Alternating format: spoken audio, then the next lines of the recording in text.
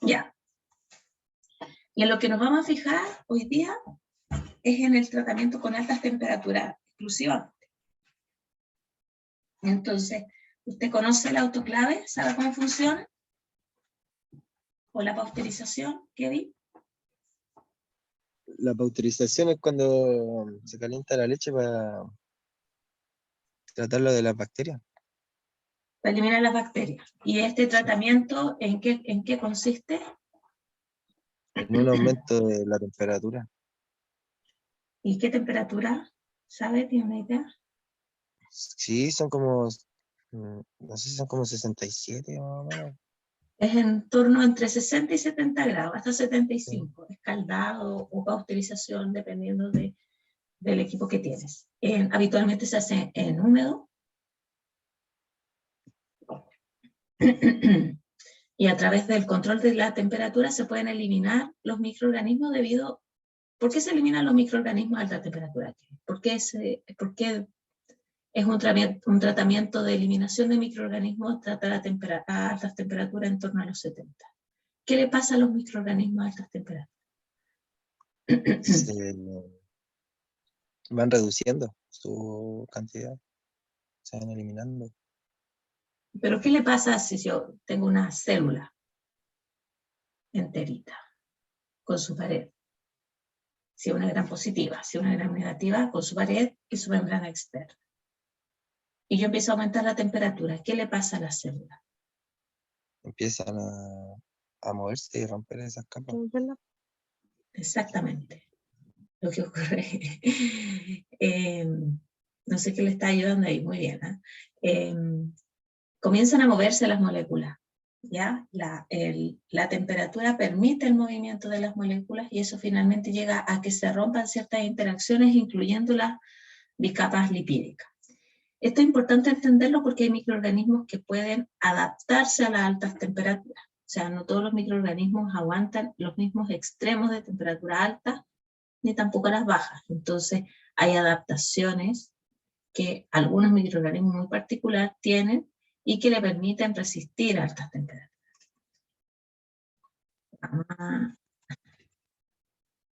Mi mouse está cada día peor. Yeah. Entonces existen 3 tipos de temperaturas que son súper importantes para definir el crecimiento de microorganismos, para describirlo y que van a determinar qué tipo de microorganismo es. La temperatura mínima, la temperatura máxima a la cual crece y la temperatura óptima. La temperatura óptima es aquella a la que alcanza el mu más alto. Ya vimos lo que era mu, ¿cierto, Kevin? ¿Qué es lo que es mu?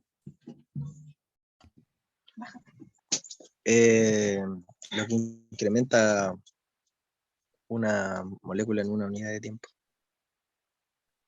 Exacto, es la tasa de crecimiento y es la variación de la biomasa o de la cantidad de microorganismos en unidad de tiempo. Esa unidad de tiempo se puede medir en horas, en minutos, en segundos, va a depender del microorganismo. ¿Ya? Entonces, la temperatura óptima es aquella temperatura que permite alcanzar el mu máximo, ¿ya? O sea, la mayor variación de biomasa por unidad de tiempo, la mayor velocidad. Este es un gráfico típico que se puede observar en las ordenadas, la velocidad de crecimiento, este parámetro que estamos hablando, mu, y la temperatura en la abscisa. Entonces lo que podemos ver es que hay una temperatura mínima en la cual mu empieza a aumentar. Anterior a eso no hay crecimiento, es decir, no hay duplicación, los microorganismos no empiezan a aumentar su biomasa, y a medida que va aumentando la temperatura, lo que se observa,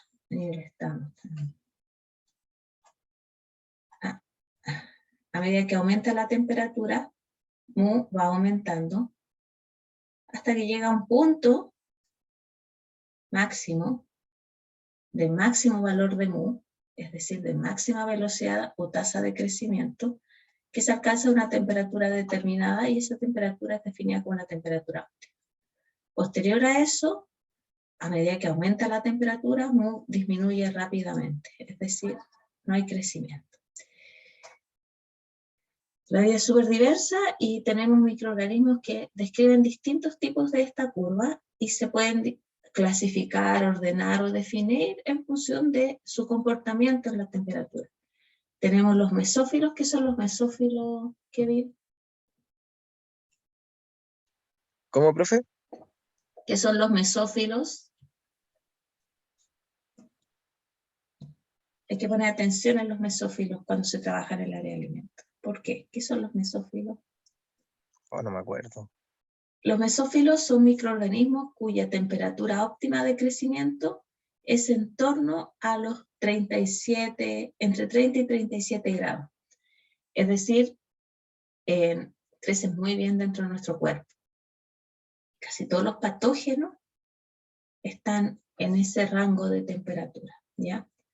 Eso quiere decir que una vez que llegan a nuestro intestino y están a 37 grados, se duplican a un muy, muy alto. Y esos microorganismos se denominan mesófilos.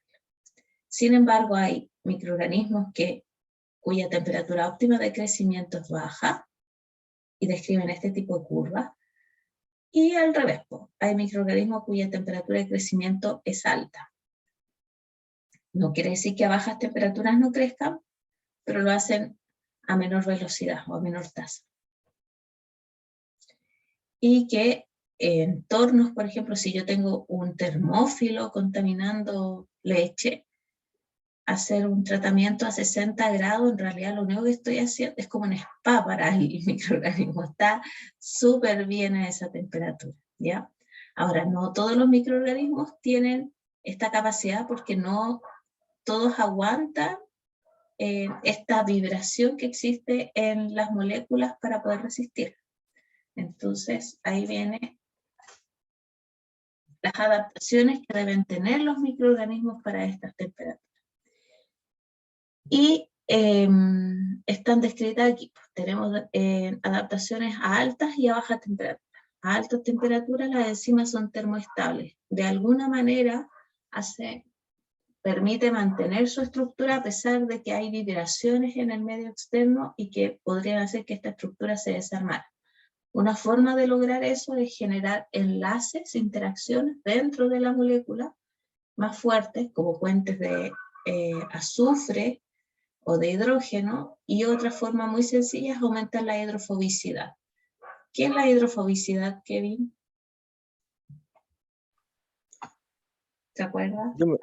Yo creo que es algo como como se repele al agua. Exactamente, exactamente. Entonces, si una enzima repele el agua, va a ser más compacta. Y al ser más compacta y aumentar la temperatura, las vibraciones externas no van a cambiar tanto la estructura tridimensional de esta enzima. Y eso le da más estabilidad. Ya, esa es una de las estrategias para ser más termoestable. Lo otro es que se rodean de solutos que la misma bacteria o microorganismo, si es que llega a ser una levadura, produce o importa hacia su interior, que le permiten ser estables y que en el fondo evitan que el agua vibre y por lo tanto le dan más estabilidad al ambiente intracelular. Y algunos de esos son el glicerol, el diinositol fosfato, son moléculas puntuales que evitan que el agua que se está moviendo debido a la alta temperatura toma contacto con las macromoléculas. Y lo otro tiene que ver con los ácidos grasos saturados en la membrana plasmática. ¿Por qué los ácidos grasos saturados pueden ser una ventaja? ¿No? Esto es un poquito más rebuscado, así que lo vamos a ver. A lo mejor yo ya te lo dije en algún momento, aunque creo que es el primer semestre que participa tan activamente. Los ácidos grasos, este es un ácido graso, ¿cierto? Cada uno de estas puntas, ¿qué representan? Kevin. Cada una de las puntas que representa. ¿Qué es? ¿Se acuerda o no de química orgánica? Sí, porque son carbono. Son carbono, sí, muy bien. Es que no estaba seguro, por eso. Muy O sea, bien, sí pero sabía, bien, pero... súper bien, súper bien. Entonces, un ácido graso en realidad es una cadena muy, muy larga de enlaces carbono-carbono, ¿ya? Y entre ellos, usted sabe que el átomo de carbono puede hacer 4 enlaces. consigo mismo o con otros átomos. En este caso, cuando yo represento esto, este átomo de carbono está haciendo enlace con este átomo de carbono, con este de acá, y con 2 hidrógenos. Este es un ácido graso saturado. Saturado porque no hay dobles enlaces. Entonces, el átomo de carbono toma una cierta estructura tridimensional, que aquí está puesto solo en dos dimensiones, que hace que cada uno de ellos ponga sus átomos de hidrógeno en sentido opuesto. ¿Ya? Este está acá y el otro está acá. Cuando yo tengo un ácido graso insaturado, transinsaturado, quiere decir que los átomos de carbono están opuestos, se mantienen en lados opuestos. O sea, los átomos de hidrógeno que se pierden permiten que la ubicación de los átomos de carbono estén opuestos. O están acá. Uno está para arriba y el otro está para abajo. Uno está a la derecha, a la izquierda, depende de cómo lo mires. Entonces, un ácido graso transinsaturado pierde hidrógeno, pero se mantiene en esta configuración. Yo puedo poner ahí uno, puedo poner aquí otro. Ahí, estoy chueca. Este es un enlace carbono-carbono, un doble enlace carbono-carbono. ¿Listo? Entonces, al hacer un ácido graso transaturado o transinsaturado, lo que ocurre es que el ácido graso que está al lado, debido a la formación de la bicapa lipídica, toma la misma forma. Y esto permite que entre ellos se generen relaciones de hidrofobicidad. Es decir, aquí hay puro carbono, hay puras moléculas relativamente hidrofóbicas y no cabe el agua. Y al no entrar el agua, evita que vibren estas moléculas y por lo tanto desordenen la bicapa lipídica. Por otro lado, vamos al otro lado. Si yo tengo un ácido graso saturado y un ácido graso cis insaturado, eso quiere decir que este átomo de carbono forma un doble enlace con otro átomo de carbono y sus vecinos están hacia el mismo lado. Este de acá y este de acá están hacia el mismo lado, en este caso hacia la derecha. Entonces esto hace un quiebre en esta estructura y esto no permite que en esta parte de acá estos ácidos grasos puedan interactuar, se alejan. Entonces esto le da más dinámica a la membrana, ya no está tan fuerte ahí, tan hidrofóbica, tan pegadito un ácido graso con el otro, y esto hace que la membrana sea más fluida. Tú necesitas una cierta fluidez de membrana. Eso se lo puedes dar a través de ácidos grasos transaturados o a través de la temperatura. Entonces, un microorganismo que tiene adaptaciones para crecer a alta temperatura tiene ácidos grasos saturados, y los que crecen a baja temperatura tienen un montón de cis insaturaciones para hacer que estas moléculas se muevan más y permitan que la membrana no sea un muro. ¿Sí? La membrana sí lo es una barrera de protección, pero no puede ser impermeable. Tienen que entrar y salir moléculas porque la bacteria o el microorganismo necesita interactuar con el medio en el que está creciendo, en el que está interactuando. ¿Ya?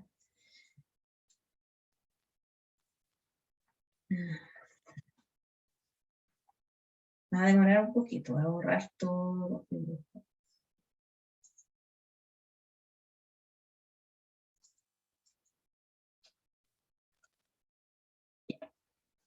Y ahora viene la parte más fome.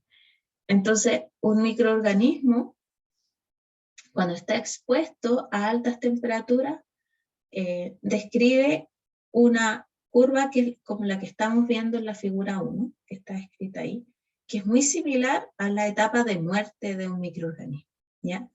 A medida que pasa el tiempo y está expuesto a una cierta temperatura, la concentración de microorganismos va a ir bajando. Esto no es lineal, y va a depender de la temperatura y de las adaptaciones que tenga ese microorganismo en las altas temperaturas. Entonces la variación de la biomasa en el tiempo va a depender de una constante que va a describir la pendiente de esta caída y de la concentración de microorganismos que hay inicialmente. Entonces si yo tomo esta ecuación y la integro, hoy mi mouse está horrible, Kevin, te pido disculpas.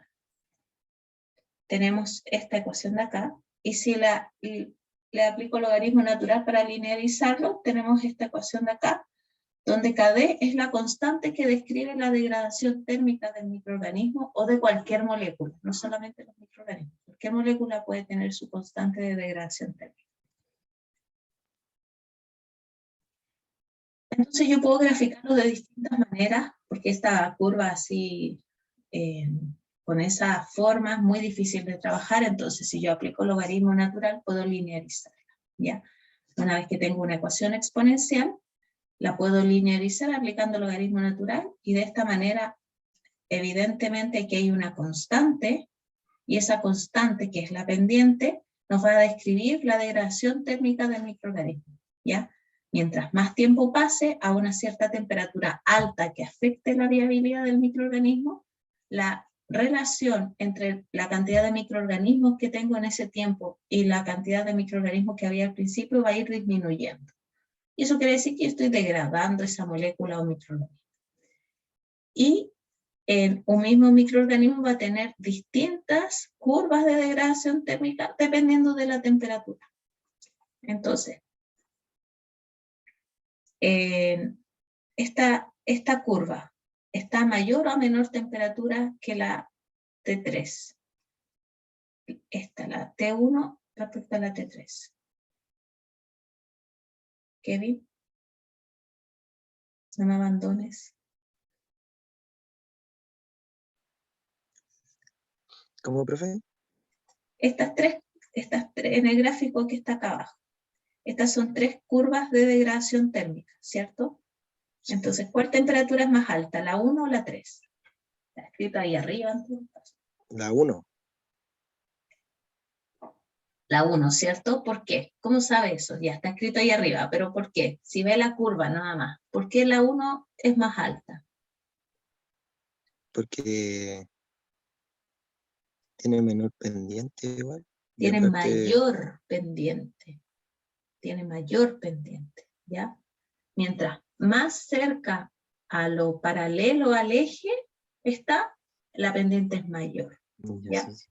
Lo que nos está indicando esto es que si yo subo 1 grado la temperatura, o sea, si yo mantengo, perdón, es tiempo, si yo tengo 1 minuto el microorganismo expuesto a esa temperatura, la variación de la cantidad de microorganismos que tengo luego de ese minuto versus los que tenía al principio varía un montón. Es decir, cambia mucho. Y eso es porque se están muriendo.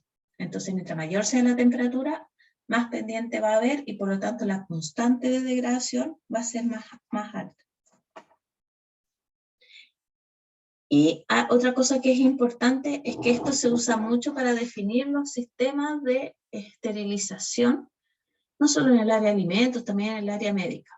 Y el indicador de que está estéril habitualmente es contando la cantidad de esporas. Acuérdate que las esporas son esta cajita de proteínas en la cual se protege el material genético. Entonces,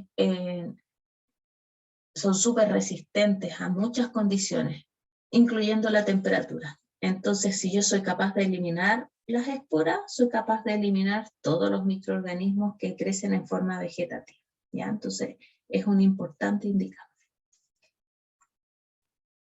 Volviendo a las ecuaciones que vimos antes, vamos a ir definiendo algunos conceptos que son importantes y que los vamos a ver el lunes en el laboratorio, que son D, F y Z, ¿ya?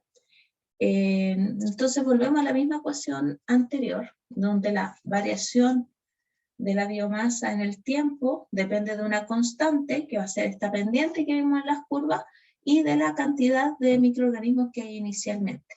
Al integrar, pero aquí aplicando convirtiéndolo en una exponencial lineal en base 10, tenemos esta ecuación de acá, en donde K es la constante de la reacción, en este caso de degradación térmica, N es el número de microorganismos, N sub 0 el número de microorganismos inicial, y T el tiempo. Luego tenemos que entender lo que es el concepto D para poder llegar a su ecuación. D es el tiempo necesario para reducir la población de microorganismos en 10 veces. Es decir, si yo tengo 1 por 10 elevado a 8 microorganismos por ml, luego que pase el tiempo D, ¿cuántos voy a tener? ¿Cuántos microorganismos me van a quedar? 1 por 10 elevado a 7. Muy bien, ¿cierto? Recordar que estamos hablando de unidades logarítmicas. No es que baje a, no sé, 0,9 o no sé, si tengo 2 por 10 elevado a 8, no es que baje a 1 por 10 elevado a 8, no, estamos hablando del orden de magnitud, 10 veces. Entonces, si nosotros aplicamos a esta ecuación, la ecuación 2, ese concepto, parto con un n inicial igual a 10 y un n final igual a 1, es decir, se redujo un orden de magnitud la cantidad de microorganismos, el tiempo que obtengo de esta ecuación se va a definir D. Entonces, aquí simplemente reemplazo la ecuación y llego a obtener la ecuación 4, que es una relación entre la cantidad de microorganismos finales, la cantidad de microorganismos iniciales y D. Pero, profe, una ¿Sí? consulta, no entendí ahí donde dice reemplazando en la ecuación 2. Logaritmo de 1 partido en 10, ¿de dónde sacó eso? Es esto, apliqué logaritmo acá. Ya. Esto es una ecuación exponencial. Si yo aplico con base 10, si yo aplico logaritmo en base 10, me va a dar esto mismo de acá, ¿cierto? Ya. Ya, sí. Y ahí No igual, veamos. no alcanzo. Ahí dice K partido por 2,3, ¿y eso es una D o qué es? D, porque lo que reemplacé es tiempo, mira, acá está. T Ah, lo reemplacé por D. ¿Por ya, en la qué? ecuación sale la T, es una T, esa es la que sale ahí. Acá es una Eso T, no- no se nota porque Ah, la ya. copié, pero Sí, es sí, sí, una sí. T. Ya, ¿Ya? ya, Es pues, una ahora T. sí, Esto ahora sí. es Arrhenius. Partiendo de acá, lo único que hice fue reemplazar T por D, definiendo que el número inicial de microorganismo era 10 y el número final es 1, es decir, que bajan 10 veces. Para poder Ya. obtener D, que es precisamente eso, el tiempo necesario para bajar 10 veces la cantidad de microorganismos. ¿Ya?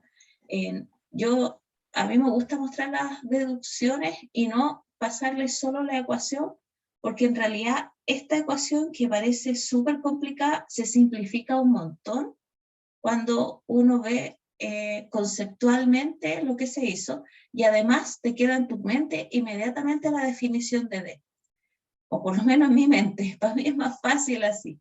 Entonces trato de enseñarlo así, pero está súper bien que me digan si es la mejor manera o prefieren escribirse la ecuación en un torpedito y aprenderse. Pero también creo que es la mejor manera de definir D, porque no se entiende para qué definir un tiempo, porque ese tiempo va a cambiar dependiendo del microorganismo y va a cambiar dependiendo de la temperatura. ¿Para qué definir D para cada microorganismo? Y la verdad es que te permite trabajar en forma súper rápida, porque los microorganismos que son un dolor de cabeza para la esterilización de material o para la eliminación en la industria del alimento no son tantos. Entonces tú, teniendo los valores de D de esos microorganismos, puedes describir cómo es el proceso térmico necesario para eliminarlo o para bajar su cantidad dentro de una matriz alimentaria. ¿Ya? Entonces, D es una unidad de tiempo y que describe que se necesita una cierta temperatura, va a ser siempre dependiendo de la temperatura del microorganismo, que permite eliminar 10 veces la cantidad de microorganismos que había al principio. Entonces esta ecuación de acá es igual que las que vimos el lunes para las cinéticas de crecimiento, parte de esto mismo, de la ecuación 2. No voy a mover el mouse.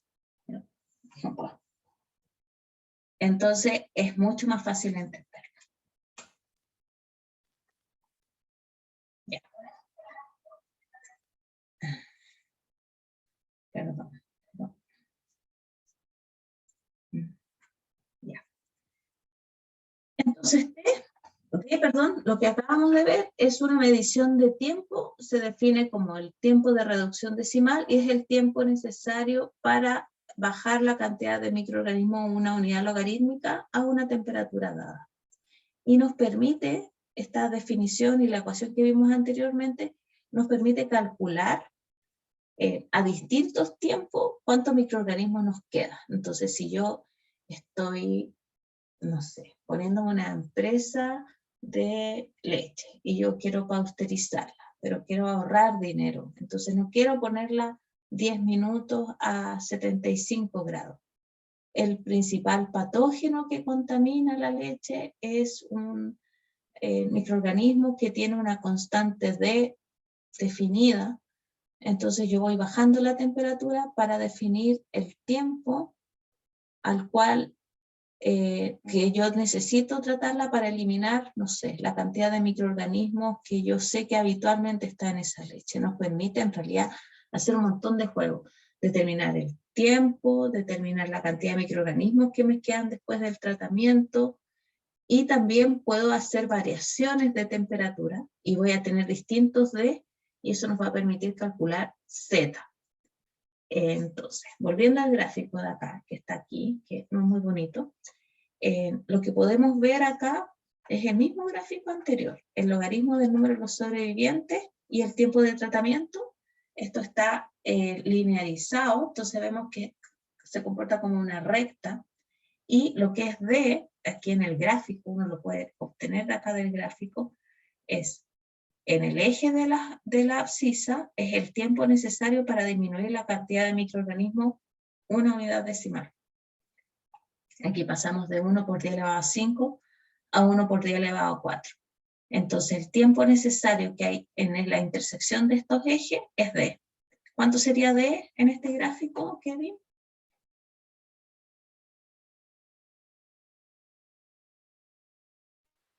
Sería 15 ¿Sería 15?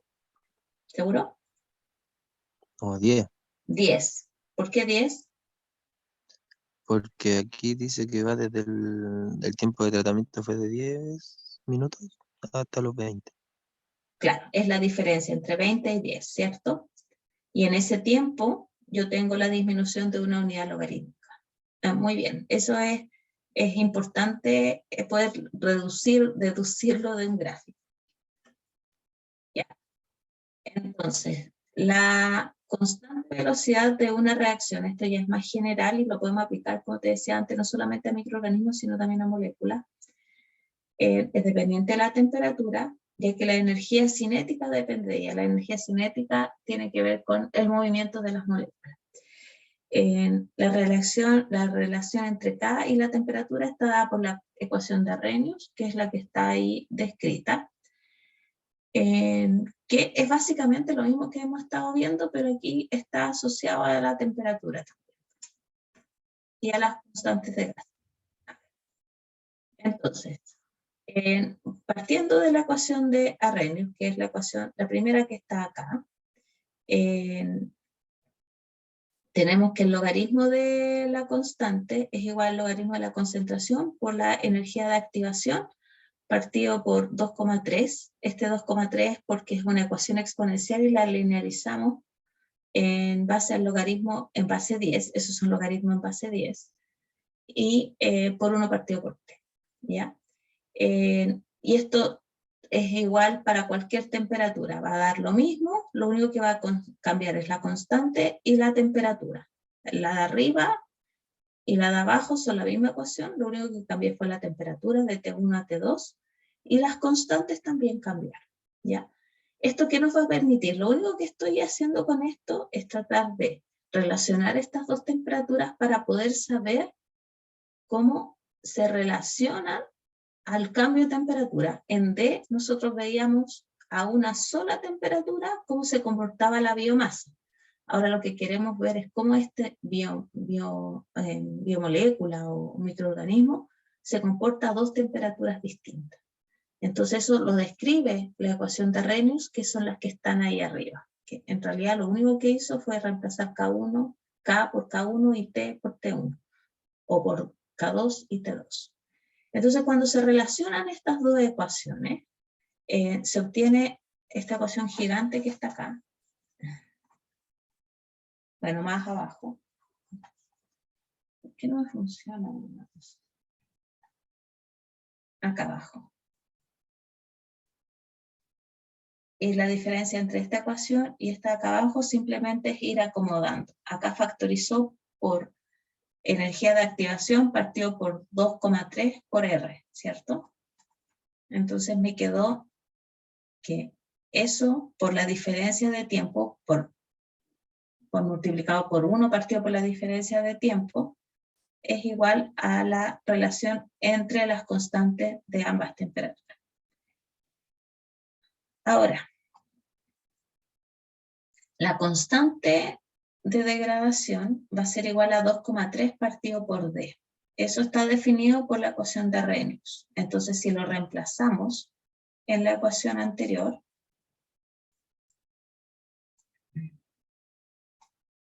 acá, nos sacamos de encima K y lo podemos reemplazar por D. Y lo que tenemos finalmente, simplemente acomodando, es que esta relación, que son puras constantes, entre la energía de activación, 2,3, la constante de los gases, y, bueno, en este caso la temperatura, lo podemos definir como Z. Y Z es la cantidad de temperatura, la diferencia de temperatura que tengo que aplicar para aumentar D en una unidad logarítmica, ¿ya?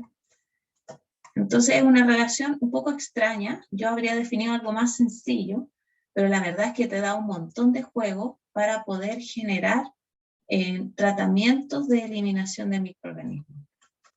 En el fondo, te permite como ingeniero poder tener una herramienta, una fórmula que rápidamente te permita relacionar distintas temperaturas y no solo tiempo para poder eliminar un microorganismo. Recuerda que D se relaciona el tiempo con la viabilidad del microorganismo, con la degradación del microorganismo, y aquí tienes la relación entre 2 temperaturas. Y eso, la verdad es que te da múltiples opciones para poder aplicar a tu sistema, ¿ya? Entonces, volviendo a la ecuación anterior, esta ya se ve un poco más sencilla. Lo que tenemos es que la relación entre D1 y D2 va a depender de 10 elevado a la diferencia de temperatura partido por Z. Y Z en el fondo es esta relación que permite saber qué es lo que le ocurre a los microorganismos a 2 temperaturas distintas, pero depende de una constante, de la constante D.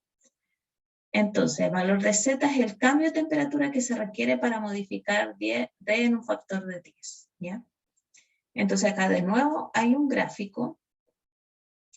Este gráfico es el logaritmo de D, es decir, entre cada uno de ellos hay una diferencia de una unidad logarítmica, están en el logaritmo porque las ecuaciones son logarítmicas, de D, es decir, si D es 10, eso quiere decir que el tiempo necesario para eliminar una unidad logarítmica es de 10 minutos, horas, no sé, dependiendo de la unidad en que se mide, ¿ya? Y aquí hay un gráfico de distintas D para un microorganismo dado y su relación con la temperatura y la diferencia que nos permite cambiar D en 10 veces, en este caso que pase de 10 a 1, la intersección con el eje de la abscisa nos va a dar el valor de Z. En este caso no te voy a preguntar porque no tengo idea dónde están las intersecciones. Pongámosle que esté a 45 y a 60. La diferencia entre 60 y 45 es el valor de Z.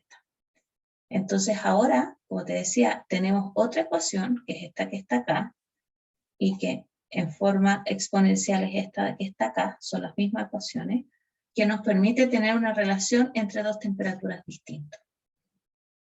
Y entonces esto nos permite hacer todos esos ejercicios que hacíamos el semestre anterior, que la máquina se te echa a perder, en vez de dar 65, da 61, y en función de eso tú puedes llegar a D y calcular los microorganismos que se están eliminando. Una cosa importante, Kevin, que siempre esta ecuación de acá arriba, esta de aquí, es súper importante. Y tú puedes definir esto en función de D o en función de distintos D. Por ejemplo, un D quiere decir que yo elimino 10 veces los microorganismos. 2D o 2 reducciones decimales quiere decir que estoy eliminando 100 veces la cantidad de microorganismos. 3D, 1000 veces, y así, como para que te vayas recordando de eso. Pero siempre es en función de D, o sea, estas dos constantes que están aquí, de 1 y de 2, se tienen que definir en función de un parámetro determinado, ¿ya? Y esto, como te decía, nos permite determinar la relación que hay a distintas temperaturas y nos da otro parámetro que se puede tabular, que tú lo puedes buscar y tú lo puedes aplicar a tu proceso ingenieril de producción de alimentos, que es Z. ¿Qué hora es? Y esto es exactamente lo mismo, nada más que aquí en vez de D, defino F, que es el factor letal. Esto también es una temperatura estándar. Es el factor letal a la temperatura de autoclave. El otro día estábamos hablando de lo que era el autoclave. El autoclave es un tratamiento térmico a una temperatura determinada, 121 grados Celsius, que se alcanza debido a que yo aumento la presión del vapor de agua y por eso puedo aumentar la temperatura.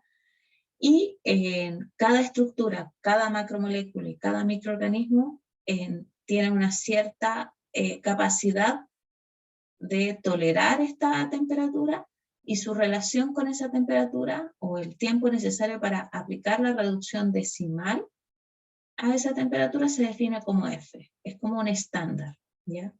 Porque si no tendría libros y libros llenos de D a distintas temperaturas, es más fácil definir a una temperatura estándar. Y de esa manera tengo el factor F. Esto es lo mismo, nada más. Ya, y aquí era lo que habíamos hablado antes. Si yo elimino el 90% de los microorganismos, es decir, paso de 1 por 10 elevado a 6 a 1 por 10 elevado a 5, el valor de F o el valor de la reducción decimal es 1, una reducción decimal. Si yo mato el 99% de los microorganismos, eso quiere decir que yo bajo 2 unidades decimales. O sea, si yo tenía 100 microorganismos, bajé a 1. Si yo tengo 1000, bajé a 10. Le saqué 2 ceros a la cantidad de microorganismos que estaban ahí dando vuelta, y eso se define como 2D, 2 reducciones decimales. Y esto nos permite plantear incógnitas de otra naturaleza, como lo que hemos hablado en otro semestre. Por ejemplo, el lisoform, ¿qué porcentaje de microorganismos mata?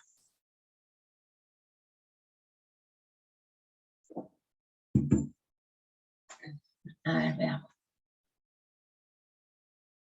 Debe decir en alguna parte porque es parte de su publicidad.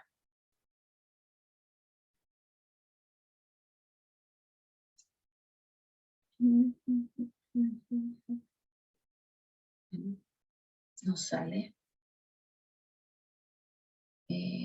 Polio, pseudomonas, estrepto, elimina olores, mata bacterias.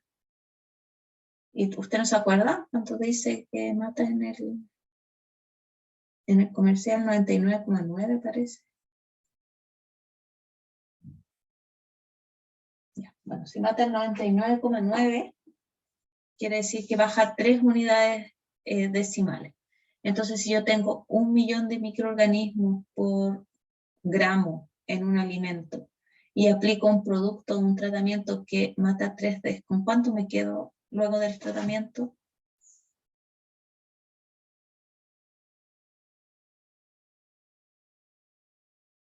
con 1000, ¿cierto? Bajo 3 unidades decimales. Parto por 1.000.000 y lo bajo a 1000. Entonces, esto nos permite, claro, a mí me permite torturarlos con otro tipo de ejercicio, pero para un futuro ingeniero en realidad le da una herramienta que permite mostrar los valores de maneras distintas y calcular distintas cosas. Recuerda que nada queda estéril. Los alimentos no están estériles. Yo puedo bajar la dosis de microorganismos bajo un cierto tratamiento. Yo puedo dejarlo a una cantidad de microorganismos que sea seguro. La vida útil microbiológica se define también en función de la cantidad de microorganismos que hay presente en una matriz alimentaria. Entonces, si yo hago un tratamiento donde reduzco la cantidad de microorganismos, esto me permite que ese alimento tenga una vida útil más extendida, ¿ya? Entonces, no son parámetros irrelevantes. No sé si tienes alguna pregunta, Kevin. Kevin, ¿estás ahí o estoy sola? Ok, parece que estoy sola. Entonces, vamos a dejar la clase hasta aquí y cualquier otra, los ejercicios los vamos a hacer en el laboratorio el lunes, por eso no vamos a hacerlos ahora, porque alcanzaríamos a hacer uno nada más. Y cualquier duda, el lunes a las 9:40, ¿ya? ¿Kevin? Ok, nos vemos entonces. Un abrazo y cuídate.